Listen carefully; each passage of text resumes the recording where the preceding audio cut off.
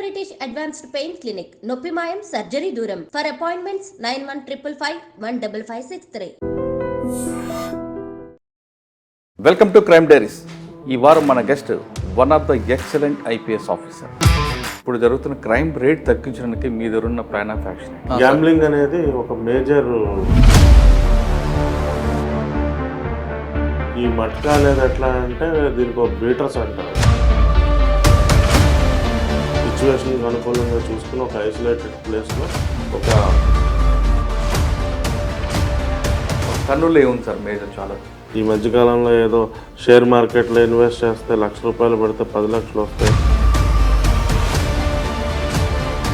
నేను ఈ urban centric crime కర్నూలులో బాగుంది. ఒక ఇన్స్పెక్టర్ గారు అమ్మని మదనపల్లి మర్డర్ అవ్వడం, ఆ కేసు కొంచెం.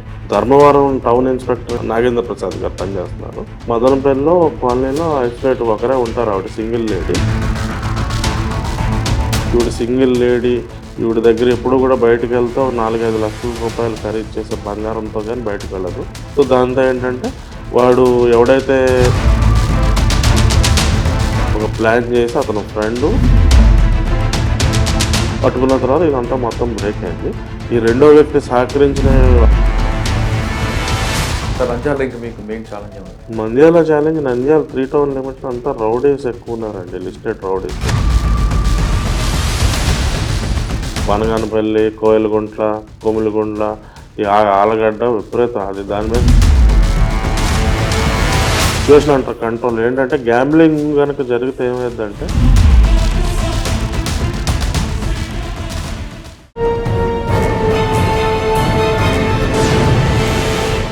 Welcome to crime diaries. ఈ వారం మన guest one of the excellent IPS officer. పేరు డాక్టర్ కోయ ప్రవీణ్ గారు, ఐపీఎస్ డిఐజీ కర్నూలు రేంజ్. పశ్చిమ గోదావరి జిల్లా పోలవరంలో పుట్టిన కోయ ప్రవీణ్ గారు కాకినాడలో మెడికల్ చేసిన తర్వాత ఎంబీబీఎస్ చేశారు. తర్వాత ఆయన 2009లో సివిల్స్ రాసి ఐపీఎస్ సెలెక్ట్ అయ్యారు. అక్కడి నుండి కాజీపేట, పార్వతీపురం, విజయనగరంలో వివిధ పోస్టుల్లో పనిచేసిన ఆయన ఎస్పీగా విశాఖపట్నం రూరల్తో పాటు విజయవాడ లా అండ్ ఆర్డర్లో పనిచేశారు. తర్వాత బెటాలియన్ కమాండర్గా, పోలీస్ ఆర్గనైజేషన్గా, ట్రాన్స్పోర్ట్ ఆఫీసర్గా పనిచేసి డిఐజీగా ప్రమోషన్ వచ్చిన ఆయన ఇప్పుడు కర్నూలు డిఐజీగా పనిచేస్తున్నారు. కర్నూలు రేంజ్ అనగానే ఆంధ్రప్రదేశ్లో ఎక్కువగా పేరుని వార్తల్లో నిలిచే రేంజ్ కర్నూలు. ఎందుకంటే గతంలో ఫ్యాక్షన్ జిల్లాలో ఉన్న కర్నూలు రేంజ్లో ఇప్పుడు ఎలాంటి క్రైమ్ ఉంది అనే విషయాన్ని ఆయన తెలుసుకుందాం. ముఖ్యంగా కర్నూలు రేంజ్లో గతంలో 2 జిల్లాలు ఉండేవి. ఇప్పుడు కర్నూలు, కడప, నంద్యాల, అన్నమయ్య జిల్లా 4 వచ్చాయి. 4 జిల్లాల్లో ఎలాంటి క్రైమ్ ఉంది, ఆయన ముఖ్యంగా జిల్లా రేంజ్కి వచ్చాక ఛాలెంజ్ ఏమి వచ్చాయి, అన్నిటికన్నా ముఖ్యంగా ఆయన ఎక్కువ మట్కా, అదేవిధంగా ఇల్లీగల్ యాక్టివిటీస్ మీద ఎక్కువగా ఫోకస్ చేయడానికి ప్రధాన కారణం ఏంటి అనే విషయాన్ని సార్ అడిగి తెలుసుకుంటాం. సార్ నమస్తే అండి. Second interview. Thank you. First interview battalion అయింది, సెకండ్ ఇంటర్వ్యూ. సార్ ఫస్ట్ సాధారణంగా ఒక డిఐజీ గారు ఒక రేంజ్కి వచ్చిన తర్వాత టోటల్గా రేంజ్లోనే మీ జిల్లాలంటే ఆఫీసర్లు మీటింగ్ పెట్టడం, ఆర్గనైజ్డ్ క్రైమ్ ఎక్కడుంటే దాని మీద బ్రేక్ చేయాలని ఇంటెన్షన్ మీద ఎక్కువగా ఉంటాయి. కానీ మీరు ఆర్గనైజ్డ్ క్రైమ్తో పాటు ఎక్కువగా మట్కా, ఇల్లీగల్ యాక్టివిటీ జరుగుతుంది కానీ లేదంటే ఇల్లీగల్ ట్రాన్స్పోర్ట్ విషయంలో ఎక్కువ ఫోకస్ చేస్తారు. అంటే ఇందులో ఆర్గనైజర్ లేకపోయినా ఇండిపెండెంట్ క్రైమ్ కూడా కనిపిస్తుంటుంది. అంటే వీటి మీద ఎక్కువ ఫోకస్ చేయడం ప్రధాన రీజన్, కారణం ఏంటి? రెండోది, మీ జరిగిన 4 జిల్లాల్లో మదనపల్లి దగ్గర నుండి తీసుకుంటే అన్నమయ్య దగ్గర నుండి ఇటు కర్నూలు వరకు ఒక్కొక్క ఏరియాలో ఒక్కొక్క క్రైమ్ కల్చర్ కనిపిస్తుంటుంది. ఒకప్పుడు కర్నూలు అనగానే ఫ్యాక్షన్, ఇప్పుడు కర్నూలు ఫ్యాక్షన్ పోయింది. కానీ ఇక్కడ యురేనియం సంబంధించిన ఇష్యూలు జరుగుతున్నాయి. లా అండ్ ఆర్డర్ దానికి ఎలా కంట్రోల్ చేస్తున్నారు? నెక్స్ట్ నంద్యాల అనగానే ఇప్పుడు అతిపెద్ద జిల్లాగా మీకు కర్నూలులో కనిపిస్తుంటుంది. ఆలగడ్డ అవ్వచ్చు, ఆదోని అవ్వచ్చు, డోన్ అవ్వచ్చు, ఇవన్నీ కూడా ఒకప్పుడు బాంబులతో మారుమోగిన ప్రాంతం ఇప్పుడు ఎలా ఉంది అంటే రౌడీజం ఉందా, ఫ్యాక్షన్ కంట్రోల్ అయిందా? నెక్స్ట్ కడప అనగానే అందరూ ఫ్యాక్షన్ అనుకుంటారు కానీ ఫ్యాక్షన్ ఉండదు, కానీ ఏదో రకంగా అక్కడ క్రైమ్ జరుగుతుంటుంది. ఇంకా నెక్స్ట్ అన్నమయ్య కొత్త జిల్లా, అన్నమయ్య మదనపల్లిలో ఒక సిఏ గారి తల్లి మీద చంపడం, తర్వాత రకరకాల క్రైమ్ జరుగుతుంటాయి. పేరుకి ప్రసాదం కనిపిస్తుంది కానీ అన్నమయ్య అక్కడ కూడా డిఫరెంట్ క్రైమ్ కనిపిస్తుంది. ఈ 4ని ఎలా బేస్ చేసుకొని మీరు వెళ్తున్నారు? ఇప్పుడు జరుగుతున్న క్రైమ్ రేట్ తగ్గించడానికి మీ దగ్గర ఉన్న ప్లాన్ ఆఫ్ యాక్షన్ ఏంటి? ఇప్పుడు కర్నూలు రేంజ్ ఫస్ట్ నుంచి మనం కర్నూలు నుంచి వెళ్దామంటారు, అన్నమయ్య నుంచి వద్దామంటారు? కర్నూలు నుంచి వెళ్దాం. ఫస్ట్ రేంజ్ గురించి చెప్పి తర్వాత వెళ్దాం. ఓకే. ఇప్పుడు కర్నూలు రేంజ్ అనేది ఇదివరకు 2 జిల్లాలు ఉండేవి, కానీ రాయలసీమ మొత్తానికి అడ్మినిస్ట్రేటివ్ రేంజ్ ఇదేనండి. అనంతపూర్ రేంజ్కి అడ్మినిస్ట్రేటివ్ పవర్స్ ఉండవు. సో ఈ ఇన్స్పెక్టర్సు, సబ్ ఇన్స్పెక్టర్సు, ఏఎస్ఐస్ వాళ్ళ ముగ్గురు appointment increments, so administrative work ఎక్కువ ఉంటుంది. అంటే మీకు చిత్తూరు అనంతపూర్ కూడా మీకే వస్తుంది. Administrative appointing authority Kurnool range, admin range అంటారు. సో ఇలాంటిది మనకి ఒక ఉమ్మడి రాష్ట్రంలో వరంగల్, కరీంనగర్ కూడా వరంగల్ అడ్మిన్ రేంజ్. అవును. సో ఇక్కడ ఏంటంటే మనకి అడ్మిన్ మ్యాటర్స్ ఎక్కువ ఉంటాయి. ఇంకా రెగ్యులర్ రేంజ్ అంటే law and order. Law and ఆర్డర్లో మనకి ఇదివరకు 2 జిల్లాలు ఉండే, ఇప్పుడు 4 జిల్లాలు అయింది. పాత దాని మీద పోల్చుకుంటే కొద్దిగా మీరు చూడండి, అది చివర చిన్న తోకలాగా ఉంది కదా కింద, అది మనకి ఎక్స్ట్రా యాడ్ అయింది. అది ఇదివరకు కడప జిల్లా కాకుండా అదనంగా మదనపల్లి సబ్ డివిజన్ నుంచి చిత్తూరు జిల్లా నుంచి 3 నియోజకవర్గాలు మనకి రాజంపేట పార్లమెంట్ పరిధిలో, మదనపల్లి, తంబలపల్లి, పీలేరు మనకి ప్లస్ కడప జిల్లాలో 3 నియోజకవర్గాలు, రాయచోటి, రైల్వే కోడూరు, ఇది రాజంపేట కలిపి 6 నియోజకవర్గాలతో కలిపి అన్నమయ్య జిల్లా ఏర్పడింది. సో ఏంటంటే మనకి ఇప్పుడు ఇది అదనంగా కొంత భూభాగం కలిసింది పాత దానితో పోల్చుకుంటే. సో రేంజ్ అంటే మెయిన్ బేసికల్లీ రేంజ్ ఆఫీసర్ అనేది మెయిన్ అడ్మినిస్ట్రేషన్నే ఎక్కువ ఉంటుందండి, అడ్మినిస్ట్రేటివ్ వర్క్ ఉంటుంది అనమాట. తర్వాత వచ్చి లా అండ్ ఆర్డర్ వచ్చి ఓన్లీ గ్రేవ్ వరకు చూస్తారు, గ్రేవ్ మ్యాటర్స్, ఆర్గనైజ్ క్రైము లేకపోతే జనరల్ సినారియో.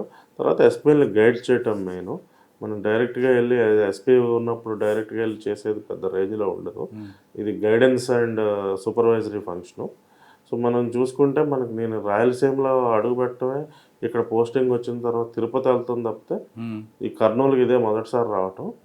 ఇక్కడ ఏంటనే దాని మీద కొంచెం అవగాహన చేసుకునేటప్పటికి ఇక్కడ మెయిన్ గ్యాంబ్లింగ్ అనేది ఒక మేజర్ సోషల్ ఈవెల్. ఇదివరకు అంటే ఫ్యాక్షనిజం ఇవన్నీ ఉండేవి, ఇప్పుడు అలాంటివి ఏమీ లేవు. గ్యాంబ్లింగ్ అనేది ఒక మేజర్ ఇక్కడ సోషల్ ఈవెల్. గత కొంతకాలంగా కొంచెం దాని యొక్క ఇంటెన్సిటీ యొక్క గ్యాంబ్లింగ్ నిర్వహణ అనేది ఒక లార్జ్ స్కేల్గా ఒక ఇంటెన్సిఫైడ్ ఆర్గనైజ్ మేనర్లో ఈ కర్నూలు, నంద్యాల, కడప జిల్లాల్లో బాగా జరిగేటట్టు మనకి ఇన్ఫర్మేషన్ వచ్చిన మొదటి రోజుల్లో. సో వచ్చినప్పటి నుంచి గ్యాంబ్లింగ్ అనేది కంట్రోల్ చేయాలనేది పెట్టుకున్నామండి. దానిలో భాగంగానే డే 1 నుంచి కూడా మనం మొత్తం అన్ని సబ్ డివిజన్స్, అన్ని ఏరియాస్కి కూడా వెళ్ళి మా ఆఫీసర్స్ అందరికి కూడా గైడెన్స్ ఇవ్వడం జరిగింది. సార్ గ్యాంబ్లింగ్లో 3 రకాలు ఉంటాయి, రమ్మీ అని రకరకాలు కనిపిస్తుంటాయి. రమ్మీ ఆడడం నేరం కాదని వాళ్ళంటారు, కానీ గ్యాంబ్లింగ్ అనేది మనకి యాక్చువల్గా క్రైమ్ కింద వస్తుంది. దాన్ని మీరు ఎలా డివైడ్ చేసుకొస్తారండి? అంటే ఈ జిల్లాలో రమ్మీ తక్కువ అండి. రమ్మీ అనేది ఆ క్లబ్స్లో ఉంటుంది. సో కర్నూలు క్లబ్ అలాంటివి ఉన్నాయి. ప్రస్తుతానికి అక్కడ కూడా వాళ్ళు ఆడటం లేదు, ఇదివరకు నిర్వహించారు, ప్రస్తుతం అయితే నిర్వహించట్లేదు. అంటే ఎక్కువగా మీరు గ్యాంబ్లింగ్లో ఏం కనిపిస్తుంటుంది? ఏ టైం కట్సల బండిల్స్ అంటారు, రకరకాలు అంటారు. అంటే మీకు గ్యాంబ్లింగ్ విషయానికి వస్తే మీరు కోస్తా, ఉత్తరాంధ్ర ప్రాంతాల్లో, డెల్టా అండ్ ఉత్తరాంధ్ర ప్రాంతాల్లో 13 ముక్కలు అనేది ఎక్కువ. అవును. ఈ 13 కార్డ్స్ రమ్మీ అనేది ఎక్కువగా ఆడతారు. ఈ ఒంగోలు కింద ప్రాంతానికి వచ్చేటప్పటికి 13 కార్డ్స్ కన్నా కూడా ఈ 3 ముక్కల ఆట, ఈ లోనా బయట, చిన్న బజార్, పెద్ద బజార్ లాంటి ఆటలు ఆడటం ఇక్కడ ఆనవాయితీ. ఇక్కడ కూడా 13 కార్డ్స్ ఉండొచ్చు, కానీ 13 కార్డ్స్ ఆడేది డిఫరెంట్ లెవెల్ క్రౌడ్. వాళ్ళు ఏంటంటే కాలక్షేపానికి 2-3 గంటలు ఆడుకుంటారు, పోతారు. అవన్నీ కూడా ఆర్గనైజ్డ్ క్లబ్స్ ఉంటాయి, అన్నీ ఉంటాయి. ఈ మట్కా అనేది ఎట్లా అంటే దీనికి ఒక బీటర్స్ అంటారు. వీళ్ళే కొన్ని ఫోన్ నెంబర్స్, వాట్సాప్ గ్రూపుల ద్వారా సిచ్యువేషన్కి అనుకూలంగా చూసుకుని ఒక ఐసోలేటెడ్ ప్లేస్లో ఒక టెంట్ వేసి కింద కార్పెట్స్ వేసి ఆర్గనైజ్ స్కేల్లో భోజనాలు, వేట మాంసాలు, కోడి మాంసాలు, బిర్యానీలు అన్నీ పెట్టి, లిక్కర్ అన్నీ పెట్టి ఒక ఆర్గనైజ్ స్కేల్లో రన్ చేస్తారు. సో అది ఈ ప్రాంతంలో అది ఎక్కువ అనమాట. అంటే ఈ 4 జిల్లాలో ఎక్కువ ఏ ప్రాంతం కనిపిస్తుంటుంది మీరు చెప్పిన క్రైమ్? దానిలో అయితే హెడ్ క్వార్టర్ గుంతకల్లు, తాడిపత్రి, తర్వాత మా దగ్గర కోయిలకుంట్ల, కొమిలిగుండ్ల, ఆలగడ్డ, తర్వాత కడప జిల్లాలో వచ్చి జమ్మలమడుగు, బద్వేలు, తర్వాత పులివెందల ఎక్కువ అండి. ఇక్కడ కర్నూలు దగ్గర ఎమ్మిగనూరు ఈ ప్రాంతం కూడా ఉంటుంది కదండి. కర్నూలులో కొంచెం కర్ణాటక బార్డర్లో ఉంటుందండి. ఎమ్మిగనూరు కొంచెం తక్కువ. ఆలూరు, ఆదోని కూడా ఉంటుందండి. కానీ మెయిన్ ఎపిసెంటర్ తాడిపత్రి, గుంతకల్ నుంచి జమ్మలమడుగు 3 లైన్. ఈ రైల్వే లైన్ ఉంటుంది కదా మనది, మెడ్రాస్ ముంబై లైన్, ఆ లైన్ బట్టి గుంతకల్ నుంచి ఇలా స్టార్ట్, బళ్ళారి, గుంతకల్లు. ఎందుకంటే రైల్వే స్టేషన్లో వాళ్ళు పెట్టుకుంటారు అంటే పూర్వం రోడ్ ట్రాన్స్పోర్టేషన్ అంత సరిగ్గా ఉండేది కాదు కదా. ఇది ట్రంక్ లైన్ కదా, మెయిల్ లైన్ కదా, ముంబై మెడ్రాస్ మెయిల్ లైను బళ్ళారి, గుంతకల్లు, తాడిపత్రి, గుత్తి, తాడిపత్రి, జమ్మలమడుగు, ఎర్రగుంట్ల అలా వెళ్తుంటుంది. సో ఈ బీటర్స్ అంతా ఏంటంటే ఈ రోజు ఎక్కడ ఉంటే రేపు ఈ రైల్వే లైన్ బట్టి నడుచుండేది. సార్ దాని మీద ఎక్కువ ఫోకస్ పెట్టారు మీరు, అందులో అరెస్టులు ఏం జరిగాయి? అరెస్టులు కన్నా కూడా అరెస్ట్ అంటే ఇది పెద్ద చట్ట ప్రకారం పెద్ద సీరియస్ సెక్షన్స్ అంటూ ఏమీ లేవు. కానీ వాళ్ళకి చేయవలసిన బైండ్ ఓవర్స్, ప్రివెంటివ్ మెషర్స్ అన్ని తీసుకున్నాం. ఒక విధంగా చెప్పాలంటే ఈ 4 నెలల్లో మా గ్రేటెస్ట్ అచీవ్మెంట్ ఏంటంటే రేంజ్లో మట్కా 100% కంట్రోల్లో ఉంది. 100% అన్న కంట్రోల్, లార్జ్ స్కేల్ కంట్రోల్లో ఉంది. అప్పుడు అక్కడక్కడ చిన్న చితక 10 మంది ఎక్కడో చోట ఉంటారు, ఇక దొంగ పోలీస్ ఆటలాగా ఊటీఆరా జరుగుతూ ఉండొచ్చు. కానీ లార్జ్ స్కేల్ అయితే టోటల్గా కట్టడి చేయగలిగాం. సార్ మీరు గతంలో కూడా విశాఖ పనిచేసిన డైమండ్ చెక్ పాయింట్ని పెట్టేవారు. డైమండ్ చెక్ చేయడం, సర్ప్రైజ్ చెకప్ ఒక్కో దగ్గర కాకుండా మార్చడం అనేది గంజాయి దీనికి, అదే కాన్సెప్ట్ ఇక్కడ కూడా పెట్టారు. ఇక్కడ గంజాయి లాంటి ఏమి లేవు. గంజాయి కోసం కదా ఆ కాన్సెప్ట్, అంటే ఒకే దగ్గర చెక్ పాయింట్ పెట్టకుండా సర్ప్రైజ్ చెకప్ చేయడానికి కూడా ఏంటంటే ఇది అంతా కూడా ఇక్కడ కూడా ఏంటంటే ఇది కూడా ఇంచుమించు చెప్పాలంటే నక్సలైట్లు లేరు కానీ ఈ బంజరు భూములు, అడవులు, ఈ చిట్టు అడవులు, వాస్ట్ ఏరియా అనమాట. సో చెక్ చేయడం అనేది ప్రాక్టికల్లీ పాసిబుల్ ఏం కాదు. కాకపోతే మనకి ఏంటంటే ఈ బీటర్స్ అనేది ఒక ఐడెంటిఫైడ్ లిస్ట్ ఉంది.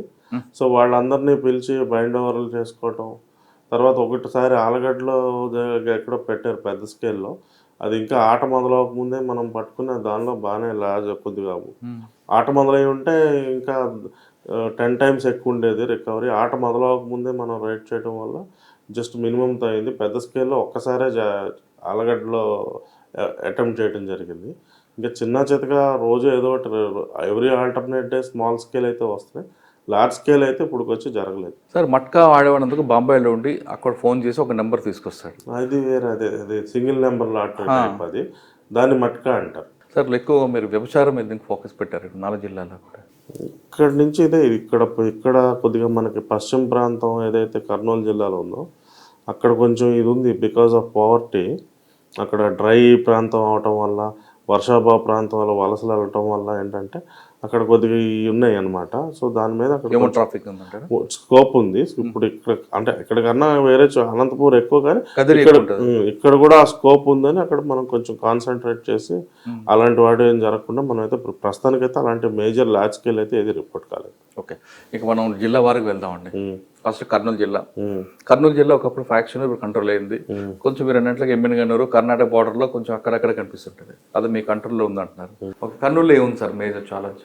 మేజర్ ఛాలెంజ్ అంటే మెయిన్ కర్నూలు టౌన్లో ఇది ల్యాండ్ విషయాలే మేజర్. ల్యాండ్ తర్వాత ఇది కొంచెం సిటీ అవటం వల్ల కూడా ఈ సైబర్ ఫ్రాడ్లు. ఈ మధ్యకాలంలో ఏదో షేర్ మార్కెట్లో ఇన్వెస్ట్ చేస్తే ₹1,00,000 పెడితే 10 లక్షలు వస్తాయి, ₹1,00,00,000 వస్తాయి, ఈ టైపు కొద్దిగా రిపోర్ట్ అవుతా ఉన్నాయి. మెయిన్ ఈ అర్బన్ సెంట్రిక్ క్రైమ్ కర్నూలులో బాగుంది. రౌడీజం తగ్గిందంటారు? రౌడీజం పెద్దగా ఏం లేదండి సార్. నెక్స్ట్ కర్నూలు తర్వాత నంద్యాలకు వస్తాం. నంద్యాలలో ఎక్కువ రౌడీజం, ఒకప్పుడు అంటే బాంబులు గడ్డ కానీ ఇప్పుడు నగిలీ గడ్డ లేదు, కానీ రౌడీజం కంట్రోల్ ఎలా చేస్తున్నారు? రౌడీస్లందరి మీద కూడా ఎవరైతే రౌడీ యాక్టివిటీస్ పాల్పడతారో వాళ్ళందరి మీద కూడా ప్రివెంటివ్ సెక్షన్స్ పెట్టాం. ప్రివెంటివ్ సెక్షన్స్ పెడతాం జరుగుతుంది. అదేవిధంగా కూడా జైల్లో ఉన్నారు చాలామంది కేసుల్లో, జైలు మానిటరింగ్ కూడా స్ట్రిక్ట్గా చేస్తాం. వచ్చినా కూడా ఎవరైతే ఇప్పుడు 2 వర్గాల మధ్య ఎక్కడైతే రైవలరీస్ ఉన్నాయో వాళ్ళలో ఇద్దరిని ఒక లొకేషన్లో ఉండకుండా వేరే ఊర్లో ఉండే విధంగా వాళ్ళని కౌన్సిలింగ్ చేసి పంపిస్తాం. ఓకే, నంద్యాలలో శ్రీశైలం కూడా కలిసిందండి. శ్రీశైలం ఇప్పుడు మనం చూస్తుంటే ఏపీకి ఒక పర్యాటక కేంద్రంగా మారుతుంది. శ్రీ సీఎం గారు కూడా ఎక్కువగా దాని మీద ఎక్కువ ఫోకస్ చేస్తారు. అవును, ఎక్కువ క్రైమ్ కానీ లేదంటే డెవలప్మెంట్ విషయంలో కానీ అక్కడ ఎక్కువగా కనిపిస్తుంటుంది. కాబట్టి శ్రీశైలం మీద మీకున్న ఫోకస్ ఏముంది? ఇప్పుడు శ్రీశైలం అండి టోటల్ అది 2 విలేజెస్ ఉంటాయండి. అక్కడ శ్రీశైలం టెంపుల్ టౌన్ పూర్తిగా కూడా టెంపుల్ ఆధీనంలో ఉంటుంది. తర్వాత అక్కడ అతిపెద్ద ఊరు సున్నిపెంట, అక్కడ 20,000 జనాభా ఉంటుంది. సున్నిపెంట శ్రీశైలం నుంచి హైదరాబాద్ వెళ్ళే దారిలో ఉంటుంది. ఇప్పుడు మేము ఇక్కడి నుంచి శ్రీశైలం వెళ్ళాలంటే ప్రకాశం జిల్లా వెళ్ళి ప్రకాశం జిల్లా దోర్నాల నుంచి మళ్ళీ మేము శ్రీశైలం జిల్లా, ఈవెన్ ఆ ఘాట్ రోడ్లో కూడా 2/3 ప్రకాశం జిల్లాలో ఉంటుంది, ఓన్లీ 1/3 మనకు ఉంటుంది. సో ఇది శ్రీశైలంకి ఏంటంటే మేజర్ ఇప్పుడు పర్యాటక కేంద్రంగా డెవలప్ చేయడానికి హ్యూజ్ పొటెన్షియల్ ఉంది. కానీ మేజర్ ప్రాబ్లం ఏంటంటే యాక్సెసిబిలిటీ.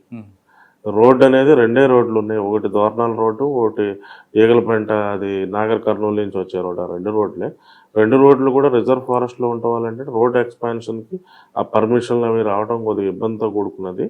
సో ఎస్పెషలీ మనకి 365 డేస్ ఇది major Saturday Sunday huge Hyderabad నుంచి మనకి దోర్నాల నుంచి వచ్చే క్రౌడ్ ఎక్కువ భక్తులు ఉంటారు. హైదరాబాద్ నుంచి వచ్చేది ఏంటంటే సైట్ సీయింగ్ భక్తులతో పాటు సైట్ సీయింగ్ క్రౌడ్ కూడా హ్యూజ్ స్కేల్లో హైదరాబాద్ మార్గం గుండా వస్తూ ఉంటారు. సో మనకి సాటర్డే సండే అక్కడ ఎప్పుడు ప్రెషర్ పాయింట్ అనమాట. ఈ ఎస్పెషలీ హైదరాబాద్ రోడ్లో ఏంటంటే విపరీతంగా వీళ్ళు సైట్ సీయింగ్ క్రౌడ్ వాళ్ళు వస్తూ లేకపోతే ఇక్కడ సున్నిపెంటలో కానీ మద్యం సేవించడం వల్ల కానీ లేకపోతే సడన్గా రోడ్డు పక్కన కారు ఆపేసి ఏమన్నా జంతువులు కనిపిస్తాయని అట్లా చూస్తూ ఉంటారు. రోడ్డు చిన్నది, ఒక వాహనం ఆగితే రెండో వాహనం వెళ్తాకుండదు. ఇవన్నీ ఉంటాయి. మనం సో వీకెండ్స్ మాత్రం స్ట్రిక్ట్గా కాన్సన్ట్రేట్ చేస్తాం. అవసరమైతే ఏమన్నా మేజర్ ఈవెంట్ ఉన్న రోజు, నిన్న కార్తీక పౌర్ణమి, నిన్న 70,000 మంది భక్తులు శ్రీశైలం రావడం జరిగింది. మనకి శ్రీశైలంలో అత్యంత రద్దీ ఉండేది మొదటిది శివరాత్రి, ఉగాది, మూడోది కార్తీక పౌర్ణమి. సో ఈ మూడిట్లకి ఏంటంటే మనం ఇక్కడ వచ్చిన తర్వాత మొదటిసారి సీఎం గారు ఈ ప్రభుత్వం వచ్చిన తర్వాత శ్రీశైలం టెంపుల్ దర్శనానికి వచ్చారు. ఆ రోజు ఒక 4 గంటలు ఎంతో ట్రాఫిక్ జామ్ అవటం చేయటం వల్ల సీఎం గారు కొద్దిగా ఆగ్రహించి మందలించడం జరిగింది. సో దానికోసం ఏంటంటే ఒక ప్రణాళిక తయారు చేసుకున్నాం. ఇప్పుడు ఏదైతే ఈ ఘాట్ రోడ్ సెక్షన్ ఉందో హైదరాబాద్ సెక్షన్లో 4 హోల్డింగ్ పాయింట్స్ ఐడెంటిఫై చేసి బాగా రద్దీ ఉన్న సమయంలో వెహికల్స్ని అక్కడ ఆపటం, ఈ తర్వాత బైక్ పెట్రోలింగ్ కూడా స్టార్ట్ చేసాం. బైక్స్ ఇచ్చి వాళ్ళకి కోట్స్ ఇచ్చి విజిల్స్ ఇచ్చేసాం. సో నిన్నైతే పెద్ద ట్రాఫిక్ అయితే పెద్ద ఏమీ కాలేదు. ఊరైతే మాత్రం మొత్తం నిన్నైతే పీక్ తిరుపతి మాదిరి రద్దీ ఉండింది శ్రీశైలంలో. సార్ శ్రీశైలంలో మరొక ప్రాజెక్ట్ రాబోతుంది, సీ ప్లేయర్ అని. ఇక్కడ మనం ప్రకాశం బ్యారేజ్ అని శ్రీశైలం డైరెక్ట్ రావచ్చు అనేది ఆ మంచి ప్రాజెక్టు. త్వరలో పెద్దగా ఒక మంచి లార్జ్ స్కేలర్ వస్తుంది. ఇంకా క్రౌడ్ ఎక్కువ పెరిగే అవకాశం ఉంటుంది. కానీ అక్కడ ల్యాండ్ మీరు చెప్తున్నట్లుగా పార్కింగ్ కానీ మిగతా విషయాలు తక్కువ ఉంటుంది. సీ ప్లేన్లో వచ్చేదే 12 మంది అండి. దానివల్ల అక్కడ చూస్తారు కానీ పెరుగుతుంది, ఫ్యూచర్లో పెరిగే అవకాశం ఉంటుంది. ఫ్యూచర్లో పెరగడం అంటే మరి ఎప్పుడు పెరిగే అవకాశం ఉంటుందంటే హైదరాబాద్కి ఏదో ఆల్టర్నేట్ రోడ్ ప్రాజెక్ట్ ఉందంట శ్రీశైలం డ్యామ్ మీదుగా పక్కంటే ఎక్కడి నుంచో, అదే నంద్యాల డైరెక్ట్ కలుస్తుంది. అలాగే ఇప్పుడు కడప లేకపోతే తాడిపత్రి వీళ్ళందరూ కూడా కర్నూలు రాకుండా డైరెక్ట్ హైదరాబాద్ వెళ్తారు. అది వస్తే మనకు అప్పుడు విపరీతంగా పెరుగుతుంది. అప్పటి వరకు సీ ప్లేన్ వల్ల కానీ దానివల్ల పెద్ద ఎక్స్పోనెన్షియల్గా రద్దీ పెరిగే అవకాశం లేదు. ఓకే. సో ఇంకా శ్రీశైలంలో ఎక్కువగా దళారుల వ్యవస్థ ఎక్కువ ఉంది. భక్తులు కానీ విషయంలో కానీ లేదా ఇంకో రూములు తీపిస్తామని చేస్తుంటారు. అది మీ నోటీసులు ఉందంటారు? చెప్తున్నారు జనరల్లీ టెంపుల్ ఏరియాస్లో ఉంటాయి. సో దాని జనరల్ అంత లార్జ్ స్కేల్ ఉంటే కనుక if it is out of proportion ఈ పాటికి వచ్చేది. ఏదో చిన్న చితక ఇంకా అదొక మీన్స్ ఆఫ్ ఎంప్లాయ్మెంట్ కింద ఉంటే నడవచ్చు. కానీ అది భక్తులకు ఇబ్బంది ఉంటుంది కదా. ఇంకా వచ్చినోడికి ఒక రోజుకి అన్ని పట్టించుకోరు కదా. ఇప్పుడు అందరూ అదొక మీన్స్ ఆఫ్ ఎంప్లాయ్మెంట్. రూమ్ ఇప్పిస్తా అంటే మోసం చేస్తే గొడవ అవుతుంది. కానీ రాగానే ఇప్పుడు ఎవరైనా భక్తులు వస్తే రూమ్ తీసుకెళ్తే దర్శనం చేపిస్తే అదొక లైవ్లీహుడ్. అది లేకపోతే ఇప్పుడు టూరిస్ట్ గైడ్ మాదిరి అదొక గైడ్ ఎక్కది. కరెక్టే. కానీ మీరు అన్నట్లుగా చూపించుకొని డబ్బులు తీసుకుని పారిపోయిన ఎక్కువ ఉంటారు. అలాంటివి ఉంటే మాకు వచ్చేస్తాయి కదా. అది లేదంటారు. ఓకే. అక్కడ ల్యాండ్ విషయాలు బాగా పెరిగింది కాబట్టి మళ్ళీ అక్కడ ఏమైనా సివిల్ డిస్ప్యూట్స్ వస్తున్నాయంటారు? అప్పుడు ఏం రిపోర్ట్ అవ్వలేదు. అవునండి సార్. నంద్యాల ఇంకా మీకు మెయిన్ ఛాలెంజ్ ఏముందంట? నంద్యాల 3 టౌన్ లిమిట్స్ అంతా రౌడీస్ ఎక్కువ ఉన్నారండి, లిస్టెడ్ రౌడీస్. సో వాళ్ళ మీద మనం పూర్తిగా సమగ్రవంతంగా ఒక ప్రణాళిక ప్రకారం అదంతా మనం కంట్రోల్ చేసి ఇప్పుడైతే ప్రస్తుతం అదుపులో ఉంది. ఇంకా అదర్వైజ్ అయితే అక్కడ ఇప్పుడు గ్యాంబ్లింగ్ కూడా మేము కంట్రోల్ చేస్తాం. ఇప్పుడు బనగానపల్లి, కోయలగుంట్ల, కొమిలిగుండ్ల, ఈ ఆలగడ్డ విపరీతం అది దాని మీద ప్రత్యేకమైన దృష్టి పెట్టడం వల్ల ఇప్పుడు సిచ్యువేషన్ అంటారు కంట్రోల్. ఏంటంటే గ్యాంబ్లింగ్ కనుక జరిగితే ఏమైందంటే ఇప్పుడు వారానికి 3 రోజులు గ్యాంబ్లింగ్ అయినా ఏదో చోట డబ్బులు పోయినోడు డబ్బులు వచ్చినోడు మంచిగా గలాటా జరిగి అది 160 యాఫ్రేతో ఆగుద్దా, 324తో అవుద్దా, 307 అవుద్దా, 302 అవుద్దా మనం చెప్పలేము. అంటే మీరు చిన్న పావును పెద్ద కర్రతో కొట్టాలనేది మీరు గతంలో చెప్పారు. మరి అదే సొల్యూషన్ తీసుకోవచ్చు కదా ఇక్కడ. అదే చేస్తున్నాం కదా. అసలు జరగకుండా ఆపేస్తే ఈ గోళ లేదు కదా. ఇప్పుడు నిజంగా కానీ గ్యాంబ్లింగ్ మీద ఫోకస్ పెట్టకపోతే మాకు ఈ 324లో 307లో 302 ఎన్ని వచ్చి ఉండే 4 నెలలు. నెలకు 1-2 302 వచ్చాయి. ఒక 7-8 307లో 10-15 324 రిపోర్ట్ అయ్యాయి కదా. ఇది మొత్తం టోటల్గా ఈ వ్యవస్థని అరికట్టడం వల్ల మనం క్రైమ్ కంట్రోల్ డైరెక్ట్గానే కంట్రోల్ చేశాం కదా. కానీ కొంతమంది కింద స్థాయి సిబ్బంది వల్లే వాళ్ళ సహకారం జరుగుతుందని ఒక వాస్తవం అంటారు. రకరకాలు జరుగుతుంటాయండి. నా దగ్గరికి వచ్చి సార్ నేను పెట్టుకుంటానని నాతో అడగలేడు కదా. నిజంగా అక్కడ పగులుతుంది. అట్లా ఎవరితో అయితే అవకాశం ఉంటుందో వాళ్ళతో మాట్లాడతారు. వాళ్ళు కూడా పరిస్థితి బాగాలేదన్నా డిఐజీ మమ్మల్ని తినేసేటట్టు ఉన్నాడు, మమ్మల్ని పోసుకుని తినేస్తాడు తెలిస్తే అన్నట్టు చెప్పుకుంటున్నాను. ఆయన ముందు రావద్దరా బాబు అని చెప్తారు. ఓకే, నంద్యాల తర్వాత కడప వద్దాం సార్. కడప చెప్పండి సార్, ఎలాగుంది మెయిన్ ఛాలెంజ్ ఏంటి? ఒక విధంగా చెప్పాలంటే రేంజ్లో ఎక్కడ ఈ రోజుకైతే ఏ ఛాలెంజ్ ఫేస్ చేయలేదు. కానీ కూర్చున్న దగ్గర మీరు కూర్చున్న వెంటనే ఏదో ఒకటి జరుగుతూనే ఉంటాయి కదండి మేజర్ ఇష్యూలే. మీరు వచ్చి హ్యాండిల్ చేసేంత స్థాయి కూడా వస్తున్నాయి కదా కొన్ని. అది అంత స్థాయి వర్రాది ఒకటే వచ్చింది. అదర్వైజ్ వేరే అది మదనపల్లి ఫైర్ యాక్సిడెంట్ కూడా మదనపల్లి అన్నమే కదా, అన్నమే. మన కడప గురించి మాట్లాడుతాం. అదే వచ్చిన తర్వాత అంత మేజర్ అయితే ఏం లేదు. ఇప్పుడు కడప వచ్చేటప్పటికి Kadapa already old district, 100 years 70 80 years old district. అక్కడంతా కూడా organised, number of sub divisions ఎక్కువ. ప్రతి నియోజకవర్గానికి ఒక sub division because of factionism. ఈ ప్రాంతంలో ఇప్పుడు మా వైజాగ్ జిల్లా లేకపోతే గోదావరి జిల్లా అయితే ఒక సబ్ డివిజన్ లో 20-25 పోలీస్ స్టేషన్లు ఉండే. ఇక్కడ 6-7 పోలీస్ స్టేషన్లు, 700 పోలీస్ స్టేషన్లకి ఒక్కొక్క సబ్ డివిజన్ డిఎస్పీ నిజం. ఫ్యాక్షనిజం ఉండటం వల్ల తెలంగాణలో నక్సలిజం వల్ల ఏంటంటే పోలీస్ ఈ ఏరియాలో కొంచెం వ్యవస్థీకృతంగా బలంగా ఉంటుంది ఆంధ్ర ప్రాంతంతో పోల్చుకుంటే. సో కడపకు వస్తే కడపలో ప్రస్తుతం ఫ్యాక్షన్ అనేది టోటల్లీ రూల్డ్ అవుట్. కాకపోతే అది మాజీ ముఖ్యమంత్రి గారి స్వగ్రామం అవటం, పులివెందుల మాజీ ముఖ్యమంత్రి గారి స్వగ్రామం అవటం ఒక ప్రాముఖ్యత విశిష్టత ఎప్పటికీ ఉంటుంది కడపకి. యాజ్ అండ్ డేట్ కడప టౌన్లో కూడా ఇవేనండి. బికాస్ ఆఫ్ ఈ అర్బనైజేషన్ వల్ల సబర్బన్స్లో ల్యాండ్ ఇష్యూస్ లేకపోతే సివిల్ ఇష్యూస్, ఈ చీటింగ్, ఈ వైట్ కాలర్ అఫెన్సెస్ కొద్దిగా రిపోర్ట్ అవుతుంటాయి. అది కడప టౌన్. తర్వాత బద్వేలు ఒకటి కూడా కొంచెం ల్యాండ్ ఇష్యూస్ ఉన్నాయి. బద్వేలు అండ్ గోపవరం 2 మండలాల్లో టోటల్ రికార్డ్స్ మిస్ అయిపోయాయి. ఎలా ఎప్పుడు జరిగిందో తెలియదు. ఆ 2 మండలాలకి రెవెన్యూ రికార్డ్స్ అనేవి లేవు. సో అక్కడ కొంచెం ప్రాబ్లమ్స్ ఉన్నాయి సార్. బద్వేలు కాకుండా జమ్మల మడుగు అక్కడ కూడా కొంచెం ఫ్యాక్షన్ కనిపిస్తుంటుంది. బయటికి కనబడదు కానీ ఎక్కడో జరుగుతుంటుంది. అదే ఒక తాళప్రొద్దుటూరు మండలంలో ఒకటి చిన్న ఇష్యూ రిపోర్ట్ అయింది. ఆ చిన్న ఇష్యూలో గాలిలో కాల్పులు జరపడం. అది గన్ కల్చర్ కూడా మేము డెలిబరేట్గా ఎంకరేజ్ చేయట్లేదు. లైసెన్సులు కూడా ఒక as a matter of policy encourage చేయట్లేదు. అందరికి కూడా ఎస్పీలకు కూడా అన్లెస్ ఒక సెలబ్రిటీ స్టేటస్ ఉన్న వ్యక్తి అయితే తప్పితే రెన్యువల్ అలాగా ఆపి పెట్టమని చెప్పడం జరిగింది. గతంలో ఉన్న వాళ్ళకి రెన్యువల్ వచ్చినప్పుడు కూడా ఆపి పెట్టమని, అంటే ఫ్రీగా ర్యాండమ్గా రొటీన్గా చేయొద్దు.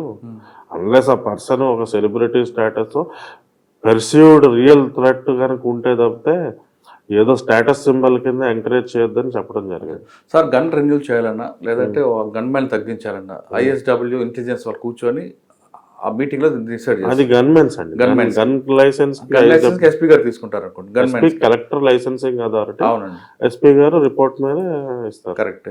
కానీ గన్మెన్ తగ్గించే వ్యవస్థ అనేది ఇంటెలిజెన్స్ బ్యూరో తీసుకుంటుంది. అది ఎస్ఆర్సి అని స్టేట్ రివ్యూ కమిటీ అని ఉంటుందండి. దానికి ఇంటెలిజెన్స్ చీఫ్ హెడ్ ఉంటారు. చాలా మంది ఆఫీసర్స్ ఉంటారు. అది స్టేట్ వైడ్ డెసిషన్ తీసుకుంటారు. ఆ విధంగా మీరు తీసుకున్న డెసిషన్ కడపలో ఎవరికైనా తగ్గించారండి? వాళ్ళు తీసుకుంటారండి, దానిలో మా ప్రమేయం ఉండదు. అంటే మీరు పంపిస్తారు? ఇప్పుడు మేము జనరల్లీ ఉన్న అప్లికేషన్స్ పంపిస్తాం, ఎగ్జిస్టింగ్ కొత్త అప్లికేషన్స్ పంపిస్తాం. ఎస్పీలు వాళ్ళు డైరెక్ట్గానే పంపించేస్తారు. అయితే ఒకసారి కొన్ని ఏమైనా స్పెసిఫిక్ అబ్జెక్షన్స్ ఉంటే రేంజ్ డిఐజీ ద్వారా అడుగుతారు. వాళ్ళు స్టేట్ లెవెల్ కమిటీ తీసుకుంటుంది. సార్ కడపలో ఇటీవల ఒక పేరు వచ్చింది, రవీందర్ రెడ్డి అని. అసలు ఏంటి సార్ ఎపిసోడ్ ఎలా మిస్ అయింది? అసలు ఏం మిస్ అవటం ఏంటి? ఆయన ఎక్కడి నుంచి ఎస్కేప్ అవడం అని. ఆయన ఎస్కేప్ ఏం అవ్వలేదండి.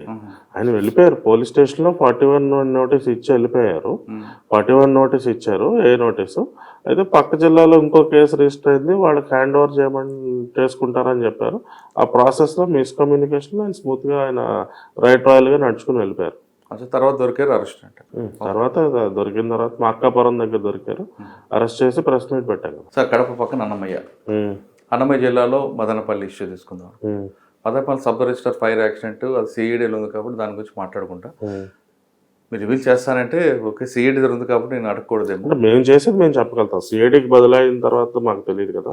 ఇప్పుడు మాకు రిపోర్ట్ అయింది కేసు, రిపోర్ట్ అయిన వెంటనే కేసు కట్టాం. కేసు కట్టిన తర్వాత మాకు వేరే వేరే కూడా కంప్లైంట్లు వచ్చినాయి. ఎవరైతే అనుమానితులు ఉంటారో కొన్ని సెర్చ్ అండ్ సీజర్స్ చేసి దానిలో సంబంధించిన కొన్ని ఈ ఆఫీస్ సంబంధించిన రికార్డులు కొంతమంది ప్రైవేట్ వ్యక్తుల దగ్గర మనం సీజ్ చేయడం జరిగింది. అదంతా కూడా సమగ్రంగా నివేదిక తయారు చేసి సిఐడికి అప్పచెప్పాం. అచ్చా, ఇప్పుడు మీకు ఫర్దర్గా సిఐడిలో ఉంది. Right sir. ఒక ఇన్స్పెక్టర్ గారు అమ్మని మదనపల్లి మర్డర్ అవ్వడం, ఆ కేసు గురించి చెప్పండి. అది ఎలా మీరు బ్రేక్ త్రూ తీసుకొచ్చారు? ఇప్పుడు ధర్మవరం టౌన్ ఇన్స్పెక్టర్గా పనిచేస్తున్నారు, ఆయన పేరు నాకు గుర్తురాడు, నాగేంద్ర ప్రసాద్ గారు పనిచేస్తున్నారు. వాళ్ళ అమ్మగారు వాళ్ళ తండ్రి గారు లేరు. అమ్మగారు వాళ్ళు మదనపల్లి వాస్తవ్యులు. మదనపల్లిలో కాలనీలో ఐసోలేట్ ఒకరే ఉంటారు. ఆవిడ సింగిల్ లేడీ, కొంచెం ఆరోగ్యంగా ఉంటారు, కొద్దిగా భక్తి ఎక్కువ. సో ఈ మధ్యన ఏదో వాళ్ళ అబ్బాయికి ఏదో కీడు ఉందని చెప్పి ఈ శుద్ర వీళ్ళు ఉంటారు కదా, తాయెత్తు పూజలు లాంటి దానికి ఈ మధ్య ఫ్రీక్వెంట్గా వాళ్ళ అబ్బాయి కోసం చేయించడం మొదలెట్టింది. అదే క్రమంలో సింగిల్గా ఉండటం పక్కన అదే వీధిలో ఈ ఎవరో ఒక అబ్బాయి సహకారం తీసుకుని అబ్బాయి బండి మీద తీసుకెళ్ళి చేయించేవాడు. ఈవిడ సింగిల్ లేడీ, ఈవిడ దగ్గర ఎప్పుడు కూడా బయటకు వెళ్తే 4-5 లక్షల రూపాయలు ఖరీదు చేసే బంగారంతో కానీ బయటకు వెళ్ళదు. సో దాంతో ఏంటంటే వాడు ఎవడైతే ఆ అబ్బాయి ఉన్నాడో, 2-3 సార్లు ఏదైతే ఈ పూజల నిమిత్తం సంప్రదించిన అబ్బాయి ఉన్నాడో, ఈవిడ ఎప్పుడు బయటకు వచ్చినా ఒక 5 లక్షల రూపాయలు సుమారుగా విలువ చేసే బంగారంతో బయటకు వస్తుంది. ఒక ప్లాన్ చేసి అతని ఫ్రెండ్ యొక్క తల్లి ఎవరైతే వాళ్ళు బ్యాడ్ క్యారెక్టర్స్, వాళ్ళు ఇది ప్రాస్టిట్యూషన్ హౌస్ రన్ చేసేవాళ్ళు, వాళ్ళంతా ప్లాన్ చేసి వీడిని పూజకని తీసుకెళ్ళి ఆ పూజలో కూర్చున్నట్టుగా వెనక నుంచి సుత్తితో కొట్టి చంపేసి ఆ బంగారం తీసుకుని ఇద్దరు పంచుకున్నారు. ఎవడైతే వీడు ఉన్నాడో, ఈ మదనపల్లి చెందిన వ్యక్తి ఉన్నాడో, అందులో కొంత డబ్బులు వాళ్ళ అమ్మగారికి ఇచ్చి వాడు మిస్ అయ్యాడు. సో ఎప్పుడైతే పలానా వ్యక్తితో బయటకు వెళ్ళారని తెలిసిందో, ఆవిడ కనపట్లేదని ఇచ్చారు. వెళ్ళిన ఇంటి నుంచి బయటకు వెళ్ళినప్పుడు చివరిసారిగా ఒక మనిషితో వెళ్ళింది. 2 రోజులు కనపడలేదు, నేను ఇంటికి వచ్చాడని తెలిసి అతను పట్టుకోవడం జరిగింది. పట్టుకున్న తర్వాత ఇదంతా మొత్తం బ్రేక్ అయింది. ఈ రెండో వ్యక్తి సహకరించిన అతని మిత్రుడు, అతని తల్లి వాళ్ళు ఇప్పటికి కూడా పరారీలో ఉన్నారు. ఫర్దర్గా దానికి ఇన్వెస్టిగేషన్ లేదంటే టీమ్స్ ఏం ఫామ్ అవ్వదా? చేసామండి. అంటే వాళ్ళు ఫోన్ నెంబర్లు, వాళ్ళు బేసికల్లీ ప్రాస్టిట్యూషన్ హౌస్ రన్ చేసేవాళ్ళు. సో వాళ్ళు ఇక్కడి నుంచి వచ్చారు. డెఫినెట్లీ వాళ్ళకంటూ రిలేషన్స్ లాంటివి ఏమి ఉండవు కదా. సో వాళ్ళకి అప్పుడు ఎగ్జిస్టింగ్ కాంటాక్ట్స్ సింపుల్గా ఒక జోలీ సర్దుకుని ఎత్తిపోయారు. సో కొంచెం మళ్ళీ ఏమన్నా వీళ్ళు వాతావరణం చల్లబడ్డాక వచ్చినప్పుడు పట్టుకోవాలి తప్పితే ఎటువంటి ఈ టైప్ వాతావరణం చల్లబడ్డగానే పట్టుకోవచ్చు, లేదా వాళ్ళు ఇంకో క్రైమ్ చేసినా లైనా దొరకాలి తప్పితే వాళ్ళకి బేసికల్లీ ఇప్పుడు ఒక వ్యక్తికి బంధువర్గం, భూమి, ఇల్లు, ఒక పర్మనెంట్ రెసిడెన్స్ ఉన్న వాళ్ళు అయితే మనం పట్టుకోగలుగుతాం. అలాంటివి ఏమీ లేకుండా ఈ టైప్ వాళ్ళు జరిగితే పట్టుకోవడం. సరే, ఇంక అన్నమయ్యలో మీకు ఏమన్నా సార్ ఛాలెంజ్? అన్నమయ్య మొత్తం ఇప్పుడు మామూలుగా ఈ శేషాచలం కొండకి ఉత్తరం వైపు ఏమో కడప జిల్లాలో ఉండేది, దక్షిణం ఏమో చిత్తూరు జిల్లాలో ఉండేది. ఇప్పుడు అన్నమయ్య ఏర్పడ్డ తర్వాత శేషాచలం కొండకు ఉత్తరం, దక్షిణం 2 అన్నమయ్య జిల్లాకు వచ్చినాయి. సో రెడ్ సెంటర్స్ అంతా కూడా అన్నమయ్య జిల్లాకు వచ్చింది. 99% అన్నమయ్యకు వస్తుంది. 95% అన్నమయ్య, 5% తిరుపతి జిల్లాలో ఉంది.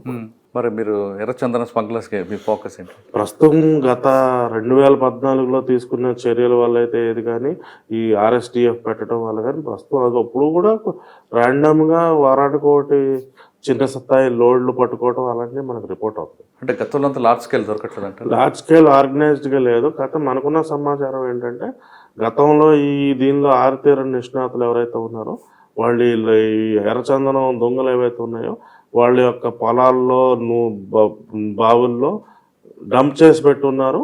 సరైన సమయం వచ్చినప్పుడు సరైన సరసమైన ధర పలికిన రోజు, సరైన వర్తకుడు వచ్చిన రోజు తీయొచ్చు అనేది ఒక సమాచారం అయితే ఉంది. సరే, 4 జిల్లాలో మీకు బాగా టఫ్ ఉన్న జిల్లా ఏముందంటే?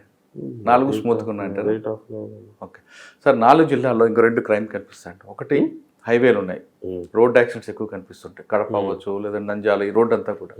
దాంతోపాటు మీకు సైబర్ క్రైమ్ ఇప్పుడు ఎక్కువ కనిపిస్తుంది, వినిపిస్తుంది. ఈ రెండింటిపై మీ ఫోకస్ ఏంటి? రోడ్ యాక్సిడెంట్ పైనుంచి మా చీఫ్ డీజీ గారి ఆఫీస్ నుంచి కూడా చాలా స్పష్టమైన నిర్దేశాలు ఉన్నాయి. ఎక్కడైతే 2 కన్నా ఎక్కువ వ్యక్తులు చనిపోయారో అక్కడ కంపల్సరీ DSP విజిట్ చేసి with team of RTO, brake inspector and R&B DN తీసుకుని విజిట్ చేసి కంపల్సరీ అక్కడ రిపోర్ట్ తయారు చేసి రోడ్ సేఫ్టీ ADG రోడ్ సేఫ్టీకి పంపించి, అలాగే రోడ్ సేఫ్టీ అథారిటీకి మేము పంపిస్తాం. అండ్ ఇమీడియట్ చేయాల్సిన మెజర్స్ ఏమైనా ఉంటే విత్ మినిమల్ ఇంటర్వెన్షన్ అక్కడే స్పాట్లోనే, అక్కడ ఇప్పుడు సపోజ్ డివైడర్ ఉంటుంది, డివైడర్లో యూటర్న్ ఫెసిలిటీ ఉంటుంది, రెండు మొత్తం చెట్లు ఉంటాయి. సో తిరిగేవాడికి ఎదురొచ్చేవాడు కనపడ్డా. అలాంటి చోట ఒక రెండు పక్కల కొన్ని మీటర్ల పాటు 2 మీటర్ 2.5 3 మీటర్స్ రెండు పక్కల ఆ చెట్లు తీసేయటం వల్ల విజిబిలిటీ ఇంప్రూవ్ చేయటం. లేకపోతే హైవేకి ఊర్లో నుంచి వచ్చే పిఆర్ రోడ్ కలుస్తుంది, ఆ పిఆర్ రోడ్కి హైవేకి కలిసే జస్ట్ ఫ్యూ మీటర్స్ ముందు స్పీడ్ బ్రేకర్లు వేయటం, అలాంటివి చేస్తున్నాం. అంటే గవర్నమెంట్ వైపు నుంచి ఉన్నది మీరు చేస్తున్నారు, రోడ్ డిజైన్ల ప్రాబ్లం ఉన్న రోడ్డు యాక్సిడెంట్స్ సంఖ్య తగ్గించండి. కానీ వెహికల్ వాళ్ళదే మిస్టేక్స్ ఉంటాయి, రాంగ్ రూట్లో వస్తుంటారు. హైవే మీద సడన్గా వాళ్ళు 100 కిలోమీటర్ స్పీడ్లో వస్తుంటే సడన్గా తీస్తాడు. యాక్చువల్లీ స్ట్రిక్ట్గా హార్ట్ఫుల్గా చెప్పాలంటే పెడిస్ట్రియన్స్ మోటార్ సైక్లిస్ట్ 100% తప్పులు ఉంటాయండి. ఇప్పుడు రోడ్ ట్రాఫిక్ యాక్సిడెంట్ ప్రివెన్షన్లో 3 కాంపోనెంట్స్ ఉంటాయి, 3 కాంపోనెంట్స్. ఎడ్యుకేషన్, అవును, first engineering, education, engineering, enforcement. మేము ఓన్లీ 3 చేస్తాం. ఇంజనీరింగ్ లో కూడా స్ట్రక్చరల్ డిజైన్ ఫాల్ట్స్ చాలా ఉంటాయండి, అది కూడా బేసిక్ ఎడ్యుకేషన్ ల్యాకింగ్ అండి. ఇప్పుడు విదేశాల్లో అయితే ట్రాఫిక్ సిగ్నల్స్ గురించి, ట్రాఫిక్ సేఫ్టీ గురించి, ఈవెన్ ఒక హైవే ఇప్పుడు 6 lanes వేసాం. ఖచ్చితంగా 6 lanes వేసినప్పుడు 3 మీటర్ లేన్స్ ఏమో 3 ఉంటాయి, మూడు 3 మీటర్ లేన్స్ ఉంటాయి. 3 మీటర్ తర్వాత 1.5 మీటర్ ఏమో మోటార్ సైక్లిస్ట్ లేన్ ఉంటుంది. సో మోటార్ సైక్లిస్ట్ ఆ తెల్ల గీతకి లెఫ్ట్ సైడ్ చివరి నుంచి వెళ్ళాలి. ఈ 3 ఏవైతే ఈ లేన్స్ ఉన్నాయో లెఫ్ట్ సైడ్ ట్రక్స్ వెళ్ళాలి, బస్సులు మధ్యలో దాని నుంచి వెళ్ళాలి, హై స్పీడ్ కార్లు రైట్ సైడ్ డివైడర్ పక్క నుంచి వెళ్ళాలి. కానీ వీడు కొత్త కారు మోటార్ సైకిల్ వాడు మిడిల్ లైన్లో వెళ్తాడు, ఆటో వాడు రైట్ లైన్లో వెళ్తాడు. There is zero basic education మీద మనం ఫోకస్ చేయాలి. సార్ మీరు ఫస్ట్లో ఈ 3లో ఫస్ట్ ఎక్కువ ప్రయారిటీ ఇస్తున్నారు ఎడ్యుకేషన్. ఎంత ఎడ్యుకేట్ చేసిన తర్వాత కూడా ట్రాఫిక్ వైలేటర్స్ ఎక్కువ కూడా హైలీ క్వాలిఫైడ్ కనిపిస్తుంటారు. కారణం ఏమనుకోవచ్చు? ప్రజాస్వామ్యం అంటే మన అంతేనే మాట వింటారు, తనకూడదు కదా. అంటే అదొకటేనా? అదే మనకనే లేదు, చదువుకున్నవాడు చేశాడంటే తనతే వింటాడు, చెప్పిన మాటలు విన్నప్పుడు తనతే అనాలి. తనటం ప్రాక్టికల్లీ పాసిబుల్ కాదు, లేదు కదా. అది ఇప్పుడు ప్రజాస్వామ్యం యొక్క సైడ్ ఎఫెక్ట్స్. అంతేనా సార్? మన సిస్టంలో ఏదైనా మేనేజ్ చేసుకోవచ్చు అని ఒక ధైర్యం అనుకోవచ్చు వాళ్ళకి. నేను ఇంకా బ్రాడ్ టర్మ్ చెప్పాను కదా, సైడ్ ఎఫెక్ట్స్ ఆఫ్ డెమోక్రసీ. కాదు సార్, ఇదే మన పర్సన్ వేరే స్టేట్కి వెళ్ళి ఖచ్చితంగా పాటిస్తాడు, అక్కడ ఎవడు తెలియదు వాడికి. ఇక్కడికి వచ్చిన తర్వాత అందరూ తెలుసు కదా, ఈ థింగ్స్ ఈజ్ అన్టచబుల్, ఇదేదో మేనేజ్ చేసుకోవచ్చు అండి. అదే సైడ్ ఎఫెక్ట్స్ ఆఫ్ డెమోక్రసీ. ఇప్పుడు సింగపూర్ డెమోక్రసీ అంటారు కానీ ఇట్స్ సెమీ డెమోక్రసీ. చాలా సివియర్ సెక్షన్లు ఉంటాయి, అలాంటి సెక్షన్లు ఉంటే ఎవడో చేయడు, మరి లేవు కాబట్టి. కానీ దానివల్ల వాళ్ళే నష్టపోతుంటారు కదా. ఎవరు? ఇప్పుడు రాంగ్ రూట్లో ఒక ఆయన వస్తాడు, వాడు తొందరగా ఇంటికి వెళ్ళిపోవాలి అనుకుంటాడు, వాడికి తెలుసు రాంగ్ రూట్లో ప్రాబ్లం వస్తుంది, ఎక్కడైనా వస్తుంటాడు. ఒకవేళ యాక్సిడెంట్ ఏంటంటే అవతల వ్యక్తి యాక్సిడెంట్ అయ్యేది ప్రాబబిలిటీ 1 in a million కదా. వాడి ఫ్యూల్ సేవింగ్, టైం సేవింగ్ నిత్యం రోజు కంటి ముందు కనిపిస్తుంది కదా. మీరు ప్రాబబిలిటీతో బట్టి చూడాలి. Accident random 1 in 10⁶. కానీ వాడు ఆ రాంగ్ రూట్లో వెళ్ళటం వల్ల రోజుకి 1/2 గంట టైం సేవ్ అవుద్ది, రోజు 50 రూపాయలు పెట్రోల్ సేవ్ అవుద్ది. ఐ క్యాలిక్యులేషన్ వాడుకుంటారు. కరెక్ట్. ఆయన చనిపోయాడు అనుకోండి, కుటుంబ రోడ్ మీద వస్తుంది కదా. అంత అది రాంగ్ కదా. 1 in 10⁶ ప్రాబిలిటీ కదా. 10లో ఒకడు కాబట్టి దానికి 100 లక్షల ఒకడు, 10 లక్షలకు ఒకడు పోతాడు. సరే యాక్సిడెంట్ చనిపోయాడు అనుకోండి, చనిపోతే పర్వాలేదు, మాకు ఫ్యామిలీ మర్చిపోతారు, కొంతకాలం బాధపడతారు. కానీ అదే వ్యక్తి కాలో చేయి ఇరిగిపోయి, నేను చెప్పేది అదేనండి, ప్రాబబిలిటీ తక్కువ కాబట్టి దాన్ని తప్పుడు ఇన్స్టెంట్ గెయిన్ కనిపిస్తుంది ఇక్కడ.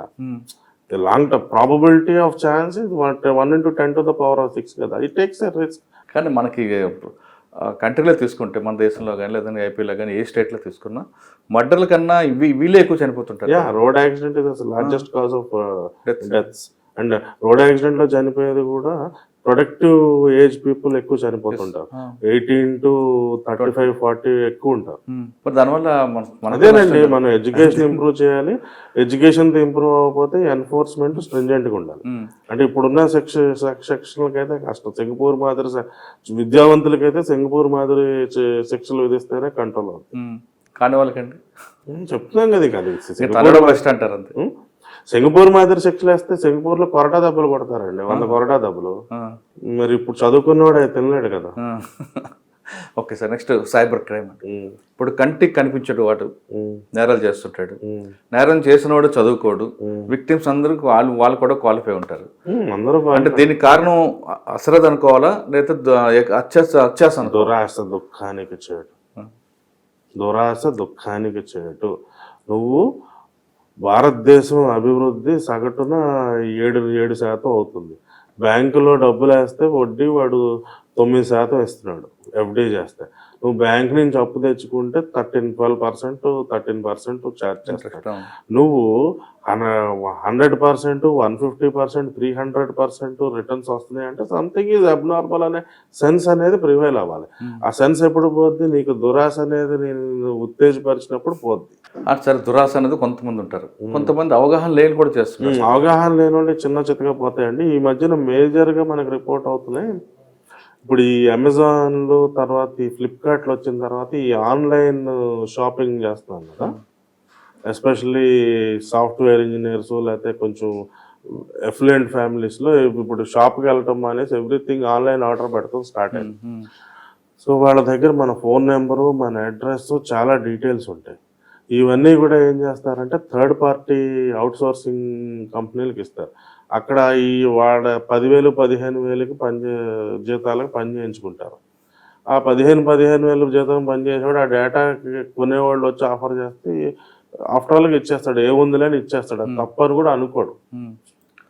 మనకి ఇక్కడ ఇండియాలో డేటా ప్రైవసీ లాస్ లేవు. సో దానివల్ల ఏంటంటే ఈ టెలిఫోన్ డేటా ఇదంతా జరగటం వల్ల ఏంటంటే ఈ సైబర్ థెఫ్ట్కి అది మెయిన్ రీజన్ అనమాట. మన డేటా అనేది, మన ఫోన్ నెంబర్ అనేది ఓపెన్ యాక్సెస్లో అందరికీ అవైలబిలిటీ ఉండటం వల్ల ఈ మెకానిజమ్స్ వల్ల వస్తుంది. మెయిన్ ఎక్కడంటే ఈ ఎఫ్లుయెంట్ ఫ్యామిలీస్లో ఈ మధ్యన నాకు తెలుసున్న వాళ్ళనే రిపోర్ట్ అయిన 2-3 కేసులు ఉన్నాయి. వీళ్ళు ఆన్లైన్లో ఆర్డర్లు పెడతారు కదా, ఫెడెక్స్ పేరుతో ఒక కాల్ వస్తుంది, వచ్చి మీ పేరు మీద ఏదో పార్సిల్ వచ్చింది, అందులో కాంట్రాబ్యాండ్ సబ్స్టెన్సెస్ ఉన్నాయి, Delhi crime branch, Mumbai crime branch అని చెప్పి స్కైప్ కాల్ చేస్తారు. స్కైప్ కాల్ చేసి ఒక రియల్ పోలీస్ ఆఫీసర్ ఐడి చూపిస్తారు. ఇంకెవరో మాట్లాడతారు కాల్ సెంటర్లో. మాట్లాడుతూ మీ పైన ఏదో వారెంట్ వచ్చిందని అప్పటికప్పుడు తయారు చేసి ఏదో చూపించి అలాగా 5 లక్షలు, 10 లక్షలు, నిన్న విజయవాడలో 1,20,00,000 కూడా జరిగిందండి. సార్, మీరు ఫెడెక్స్తో పాటు కొత్తగా ఇప్పుడు డిజిటల్ అరెస్ట్ చేస్తున్నాం అంటూ ₹1,00,00,000 తీసుకుని మోసం చేస్తున్న కేసులు వస్తున్నాయి ఇప్పుడు తెలంగాణ రాష్ట్రానికి. రాలేదండి, అంటే హైదరాబాద్ మరి అది మెట్రో సిటీ కదా, ఇది ఆంధ్ర అంటే కొంచెం మనం వెనకబడిపోయాం కదా, ఇంకా వస్తాయి, త్వరలో వస్తాయి. సార్, ఇప్పుడు మనం ఈ రేంజ్లో ఎవరైనా సైబర్ క్రైమ్ వస్తుంది కాబట్టి సైబర్ క్రైమ్లో బాధితులు కాకుండా ఉండాలంటే వాళ్ళకి మీరు ఇచ్చే ప్రికాషన్స్ ఏంటి? ఇప్పుడు సపోజ్ అన్నోన్ నెంబర్ నుంచి ఎవడు అడిగినా కానీ మీ బ్యాంక్ రిలేటెడ్ డేటా కానీ ఓటీపీస్ కానీ ఎవరితో షేర్ చేయకూడదండి. ఎందుకంటే బ్యాంక్స్ ఎవరు కూడా మీ పాన్ కార్డు, ఆధార్ కార్డు ఎవరు అడగరండి, ఓటీపీ ఎవరు అడగరు. నెక్స్ట్ అదొకటి సైబరు. నెక్స్ట్ ఏంటంటే మీ ఫెడెక్స్ మీ మీద ఈ కేసు ఉందంటే వచ్చి నా అడ్రస్ చెప్తా వచ్చి పట్టుకెళ్ళంటే ఆటోమేటిక్గా వాళ్ళే కట్ చేస్తారు. ఈ రెండే చాలంటారు. కానీ ఈ క్రైమ్ అన్నిటికన్నా ముందు ఇది మెయిన్ వీటిలో ఈ మధ్యన ఇది ఎక్కువైంది. స్టాక్ మార్కెట్ లో మీరు 10,000 పెడితే 10 లక్షలు వస్తాయి ఇన్వెస్ట్మెంట్ ఫ్రాడ్. అక్కడ మరి మీరు 10,000 పెడతావు, 10,000కి 20,000 ఇస్తాడు. 20,000 వచ్చిన తర్వాత ₹1,00,000 పెడితే 2 లక్షలు, 3 లక్షలు ఇస్తాడు. ₹1,00,000 ఇచ్చిన తర్వాత ఎత్తేస్తాడు జెండా. సో ఆ దురాశ మెయిన్. మనం ఉన్న ఏదైనా కానీ ఇది ఇందాక చెప్పాక మీకు, భారతదేశం అభివృద్ధి 7%, బ్యాంకు వడ్డీ 9%, బ్యాంకు దగ్గర అప్పు తెచ్చుకుంటే 11%. మాక్సిమం నువ్వు ఏం చేసినా ₹2, ₹3, ఏమన్నా కొన్ని దానిలో 4-5 రూపీస్ రేట్ ఆఫ్ ఇంట్రెస్ట్ మించి రాదు మీకు. మీకు అబ్నార్మల్ ఇచ్చారంటే మీ నెత్తి మీద సెటగో వెంకటేశ్వర నామాలు పెడతాయి అనేది మీరు గుర్తించాలి. సార్, ఇందులో క్రైమ్లో తీసుకుంటే ఎక్యూజ్డ్ పార్టీ తీసుకుంటే ఇన్నోసెంట్, అంటే వాడు మినిమం ఇంటర్మీడియట్ 10th క్లాస్ చదివి ఉంటాడు. విక్టిమ్ అందరూ కూడా అబౌవ్ డిగ్రీ ఉంటారు. అది ఆ బ్యాలెన్స్ ఎందుకు వస్తుంది అనుకుంటారు? ఇప్పుడు స్కిల్కి ఎడ్యుకేషన్కి సంబంధం లేదు కదండి. ఇప్పుడు ఈ సైబర్ క్రైమ్స్ చేసేవాళ్ళు మన జార్ఖండ్లో జమ్తారా అని 10th క్లాస్ చదివిన వాళ్ళే ఉంటారు. నెంబర్ ఆఫ్ ఒక్కొక్కడు 100 సిమ్లు పెట్టుకుని చేస్తుంటారు. లేకపోతే ఈ హర్యానాలో నువ్వు అనే ప్రాంతం ఉంది, అక్కడ చేస్తారు. రాజస్థాన్ అదే భరత్పూర్ బార్డర్, హర్యానా భరత్పూర్ బార్డర్ లో ఉంటుంది. ఈ వాళ్ళకి అదే పనిగా చేస్తారు. బేసికల్లీ లెవెల్ ఆఫ్ ఎడ్యుకేషన్ సంబంధం లేదండి. నీ మనిషిలో అంతర్లీనంగా దాగున్న దురాశని వాడు ట్యాప్ చేస్తున్నాడు. ఏదో టైంలో ప్రతి ఒక్కడు ఏదో సమయంలో దానికి ట్రిగ్గర్ పాయింట్ వాడికి టచ్ అయినప్పుడు వాడికి అట్లా ఆశ అలా లేస్తుంది, ఆ రోజు అలా వెంటనే వాడు నామాలు పెట్టేస్తాడు. కరెక్టే సార్. ఇంత చదువుకున్నాడు కదా, వీడి జ్ఞానం ఏమైందంట? చదువుకున్నంత మాత్రం జ్ఞానం ఉండాలని ఏముందండి? లేదంటారా? ఇప్పుడు ధీరుభాయ్ అంబానీ ఏం చదువుకుని అంత సామ్రాజ్యం, లేకపోతే అదాని ఏం చదువుకుని సాధించాడు? ఇప్పుడు చదువుకుని నక్సలైట్లు టెర్రర్ ఎంతమంది అయ్యారు? సో ఇంగిత జ్ఞానానికేనే విద్యకి సంబంధం లేదు, అత్యాశకి మాత్రం అవసరం. అత్యాశ దురాశ దుఃఖానికి ఎప్పుడూ నిత్యం నిన్ను వెనక్కి నీ పతనానికి అవి మార్గదర్శకాలు.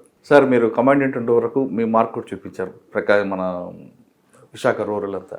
ఇప్పుడు డిఐజీగా కర్నూలు రాయలసీమ రేంజ్, నెక్స్ట్ మీరు ఇంకా ఐజీ ఏడీజీ వరకు వస్తారు. మీకు ఒక గోల్ ఉంటుందండి, ఈ పోస్ట్కి వచ్చి ఈ గోల్ రీచ్ అవ్వాలని. ఆ గోల్ ఏముంది? ఇప్పుడు పోలీస్ పరంగా అయితే అయిపోయినండి, ఇంకా నెక్స్ట్ ఏంటనేది ఆలోచిస్తాం. నెక్స్ట్ ఏంటి? డాక్టర్గా మళ్ళీ ఒకసారి వెళ్తారా? ఏం చేయాలనేది ఆలోచిస్తాం. 15 సంవత్సరాలు అయిపోయింది, కానీ ఎక్కువగా డాక్టర్గా చేయాలనిపిస్తుంది. డాక్టర్గా అది ఏదో ఒకటి ఇంకా అంటే చాలా సెక్టర్స్ చూసామండి. చిన్నప్పటి నుంచి అన్ని విభాగాలు చూసాం. ఒక సాచురేషన్ వచ్చింది. Next out side police explore చేస్తాను. ప్రభుత్వం అవకాశం ఇస్తే ప్రభుత్వంలోనే, లేకపోతే మరి ఏంటనేది ఎక్స్ప్లోర్ చేయాలి. సార్, ఫైనల్గా చెప్పండి, మీ రేంజ్లో ఉన్న ఆఫీసర్స్కి, మీ సబార్డినేట్స్కి వాళ్ళ వెల్ఫేర్ కోసం ఏం చేస్తారు? సార్, ఇప్పుడు నేను యాజ్ ఆఫీసర్ ఫీల్ అవ్వనండి, ఈ రేంజ్ మొత్తానికి కుటుంబ పెద్దలా ఫీల్ అవుతాను. సో ఎవడేది వచ్చినా వాడి యొక్క గ్రీవెన్స్ ఏదైతే ఉందో వచ్చినోడిని ఎవరిని ఖాళీ చేతితో పంపను. నెక్స్ట్ ఇప్పుడు ఒక ఉద్యోగికి కొన్ని హక్కులు ఉంటాయి. వాడి హక్కు అయితే వాడి ఇంటికి ఎదురెళ్ళి వాడికి ఇచ్చేస్తాం, గుమ్మం తట్టి పువ్వుల పళ్ళల్లో ఇస్తాం. వాడు హక్కు కాని దాన్ని వాడు తలకిందలు తపస్సు చేసినా చేసేదే ఉండదు. ఓకే సార్, ఫైనల్గా క్వశ్చన్ అండి, ఈ డిపార్ట్మెంట్కి వచ్చే వాళ్ళకి మీరు ఇచ్చే మెసేజ్ ఉంది. ఎందుకంటే మీరు చాలా అప్ అండ్ డౌన్ చూశారు. పోలీస్ డిపార్ట్మెంట్ అంటే చాలామంది ఏమనుకుంటారంటే కాకి బట్టలు ఉందంటే అందరూ వచ్చి మనకు సలాం చేస్తారని, అడిగింది ఇస్తారని కొంతమంది అనుకుంటారు. కొంతమంది ప్రజలకు సేవ చేయడానికి బెస్ట్ ప్లాట్ఫామ్ అని అనుకుంటారు. ఇలాగ మిస్కమ్యూనికేషన్ కొంతమంది ఉంటుంది. రాగానే డబ్బులు సంపాదించాలని కూడా కొంతమంది వస్తుంటారు. ఆ విధంగా వచ్చే వాళ్ళకి, లేదా సర్వీస్ చేయాలి ఆ సర్వీస్ మోటోతో వచ్చే వాళ్ళకి, కమర్షియల్గా వద్దాం అనుకునే వాళ్ళకి మీరు ఇచ్చే మెసేజ్ ఏంటి? అంటే ఒకప్పుడు పోలీసింగ్ వేరు సార్, ఒకప్పుడు ఆఫీసర్ పోస్టింగ్లో ఉన్న పోలీసింగ్ చూసారు మీరు. ఇప్పుడు పోలీసింగ్ అనేది కొంచెం మారుతుంది. ఇప్పుడు అది కత్తి మీద సాములాగా ఉంది. అటు వెళ్దాం కదా మీ ప్రాబ్లం, ఇటు వచ్చినా మీకే ప్రాబ్లం. ఎందుకంటే పోలీసు తనడం అంటే మీరు కాదు సార్, కొంతమంది తనడం కూడా మానేయడం, అంటే సోషల్ మీడియా పెరగడం, ఇవన్నీ కూడా కొంచెం ఇబ్బంది అవుతుంది. ఇవన్నీ జరుగుతుంటాయండి. Actually society different stages of ఎవల్యూషన్లో వెళ్తుంటుంది. కానీ ఇటువంటి సిచ్యువేషన్లో పోలీస్ డిపార్ట్మెంట్కి ఎవరైనా రావాలనుకున్న ఆస్పిరెంట్స్కి ఇచ్చే మెసేజ్? ఆల్రెడీ మొదటి ఇంటర్వ్యూలో చెప్తాను, మరి రెండోది కూడా చెప్పారు, సేవాభావంతో రండి, ఉద్యోగం కోసం పెళ్లి చేసుకోవడం ఏదో వద్దని చెప్పాను. ఉద్యోగం కోసం పెళ్లి చేసుకోవడం కోసం అయితే పోలీస్ ఉద్యోగం వేస్ట్, సేవాభావం ఉంటే రండి, లేదంటే పెద్ద దానిలో థ్రిల్ ఉండదు అని ఆల్రెడీ చెప్పాను. ఇప్పుడు వచ్చేవాళ్ళు ఉంటారండి. నా ఎస్టిమేషన్ అయితే నా 15 సంవత్సరాల దానిలో 90% 95% మంచోళ్ళు ఉంటారు ఎవరైనా. అంటే 100%లో 5% బ్లాక్ షిప్. ప్రపంచంలో ఎవరు పర్ఫెక్ట్ కాదు కదా సార్. 5% బ్లాక్ షిప్ ఉంటారు, ఎక్కడ ఉంటారు, ఏం చేయలేం. ఇంకొంతమంది ఉంటారు, ఉన్న వాళ్ళలో మనం కేటగరైజేషన్ చేయాలి. 5% బ్లాక్ షిప్, 5% ఎక్స్ట్రీమ్లీ డెడికేటెడ్ ఉంటారు. ఇక వాళ్ళ విషయం మనం పక్క తీసేయచ్చు. అది తీసేస్తే ఇక మిగిలింది ఏదైతే ఉంటారో ఫెన్స్ సెటర్స్ ఉంటారు. కొంతమంది ఏంటంటే ఎప్పుడు అవకాశం దొరుకుద్దని ఎదురు చూస్తుంటారు, అలా ఎవరో చూడలేదని చెప్పి కుడుక్కుని మింగుతారు. కొంతమంది ఏంటంటే డిఫరెంట్ అనమాట, ఆల్అౌట్ టైప్. కొంతమంది ఏంటంటే మనకు చెడ్డ పేరు రాకుండా ఉంటే పర్లేదు అనుకుంటాం. కొంతమంది మన నోటితో మనం అడగకూడదు, అంటే డిఫరెంట్ కేటగిరీస్ ఉంటాయి. ఇవన్నీ ఉంటాయి. ఏంటంటే బేసికల్లీ పోలీస్ అనేది it's a delivery service centre అనమాట, ప్రజలకు కావాల్సిన సేవలు అందించేది. సో సర్వీస్ డెలివరీలో మీకు స్పీడ్ మనీ అనేది కొంత ఉంటుంది, ఇదో రకమైన కరప్షన్, ఇవన్నీ ఉంటాయి. కాబట్టి డెఫినెట్లీ చేసేవాడు ఎంతో కొంత అంకిత భావం లేదే డిపార్ట్మెంట్ స్ట్రక్చర్ అయితే నిలబడుతుంది. ఓకే, కానీ మీరు ఎక్కడ చార్జ్ తీసుకున్నా మీటింగ్ పెట్టినప్పుడు మీ సబార్డినేట్స్కి నేను తినను, మీరు తింటే మాత్రం ఊరుకొని అంటారు. అలాంటి పిచ్చి మాటలు నేను చెప్పనండి. నేను ధర్మబద్ధంగా న్యాయబద్ధంగా నడుచుకోండి, చట్టబద్ధత అనే ముసుగులో మీరు దాక్కుంటే చర్మం వలిచేస్తాను. ధర్మబద్ధంగా న్యాయబద్ధంగా నడుచుకోండి అని చెప్తాను. ఎందుకంటే ఇంగ్లీష్లలో చాలా లసుకులు ఉన్నాయి. తప్పు చేసేవాడిని ఇది పెంచి పోషిస్తే దొంగతనం చేసేవాడికి అనేక వెసులుబాట్లు ఉంటాయి. మనం ఫాలో అయ్యేది ఇంగ్లీష్ లా కదా. దీని ముసుగులో మీరు వెనకాల దాక్కుంటే చర్మం వలిచేస్తా, ధర్మబద్ధంగా న్యాయబద్ధంగా నడుచుకోవాలని చెప్తా. సార్ పోలీస్ డిపార్ట్మెంట్లో మీ తర్వాత మీ వెనకున్న వాళ్ళు ఎక్కువ కష్టపడుతారు. అంటే వాళ్ళంటే నేను మిమ్మల్నే కాదు అందరు డిపార్ట్మెంట్లో హోంగార్డ్ దగ్గర నుంచి డీజీపీ గారి వరకు వాళ్ళ వైఫ్స్ ఎక్కువ కనిపిస్తుంటారు. వాళ్ళ భార్యలు, పోలీస్ భార్యలు వాళ్ళు కరెక్ట్గా ఉండబట్టే మీరు అందరూ బయట ఉండి ఫంక్షన్కి దానికి దూరంగా ఉన్న ఇల్లు అంతా జాగ్రత్త తీసుకొస్తుంటారు. ఆ విధంగా ఉన్న పోలీస్ బ్యాక్ బోన్ అయిన పోలీస్ భార్యల మీద మీ ఒపీనియన్? వాళ్ళ కోసం కూడా అనేకమైన సంక్షేమ కార్యక్రమాలు చేపట్టాం. ఎస్పెషల్లీ కానిస్టేబులరీ వైఫ్స్, తర్వాత హోమ్ గార్డ్స్ వైఫ్ కూడా అనేక రకమైన ఇది. ఈవెన్ హోమ్ గార్డ్స్ కూడా ఆరోగ్య భద్రత అన్ని విస్తరించడం జరిగింది. అది డిపార్ట్మెంట్ కేర్ చేసుకుంటారు. అంటే మీ గురించి కూడా మీ మేడం గారు కూడా మీరు బయటకు వచ్చి ఎక్కడ తిరిగినా పిల్లల్ని జాగ్రత్త చూసుకోవడం, వాళ్ళ స్కూల్స్ వెళ్ళడం, వాళ్ళ హోంవర్క్ చూడడం కానీ, పేరెంట్ టీచర్ మీటింగ్ ఆవిడ వెళ్ళడం, ఇలాంటివన్నీ చేయడం వల్ల మీరు అటువంటి వైఫ్ల మీద మీ ఒపీనియన్? ఆబ్వియస్లీ అండి, వాళ్ళే కదండి, వాళ్ళు ఉండబట్టి మనం ఉన్నాం కదా. వాళ్ళు ఉండబట్టే మీరు ఒప్పుకుంటారు కదా. Yes, right. పోలీస్ డిపార్ట్మెంట్ రావాల్సిన వారు ఖచ్చితంగా సేవాభావంతో రండి. కేవలం ఉద్యోగం కోసం, వివాహం కోసం మాత్రం ఎటువంటి పరిస్థితులు రావద్దంటున్నారు డాక్టర్ కోయ ప్రవీణ్ గారు. ఆయన చెప్తున్నట్టుగా ప్రజలకు సేవ చేయాలంటే the best platform police department. ఖచ్చితంగా పోలీస్ డిపార్ట్మెంట్ రండి, ప్రజలకు సేవ చేయండి. ఇది డాక్టర్ కోయ ప్రవీణ్ గారితో ఎక్సలెంట్ ఇంటర్వ్యూ. వచ్చే వారం మరో గెస్ట్ మళ్ళీ కలుద్దాం. అంతర్గతం వస్తే thank you sir. Thank you. Next మీరు అయ్యాక మరో ఇంటర్వ్యూ చేస్తారు తప్పకుండా.